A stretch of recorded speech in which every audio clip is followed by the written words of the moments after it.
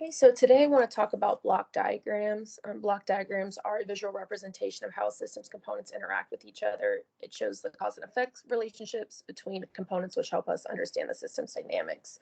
Block diagrams are also composed of four components. So you're going to have the arrow, which represents a variable and the direction of the cause and effect relation. You're going to have a block, which represents your input and output relation of a transfer function. You're going to have the circle, which is also known as the summer. That's going to represent any addition or subtraction. And then you have your takeoff point, which is used to obtain the value of a variable from its arrow. And one thing to note is that the takeoff point doesn't modify the variable. A variable will have the same value along the entire length of an arrow until it is modified by a circle or a block.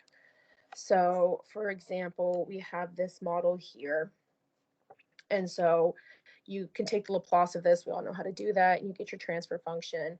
And so then you can do your block diagram. And so the arrow going into the block represents the transform of the input f of s, while the arrow coming out of the block represents the transform of the output x of s. So your output of the block is obtained by multiplying the transfer function of the block with the input.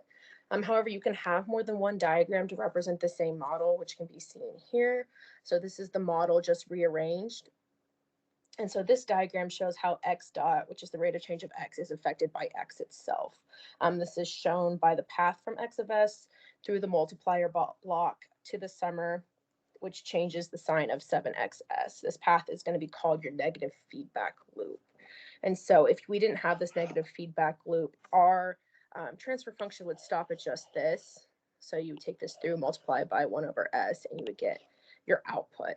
But because you have this takeoff point, and the negative feedback loop, you're now going to add in this negative 7 times x of s, shown here with that negative at the summer. And that's essentially block diagrams. Thank you.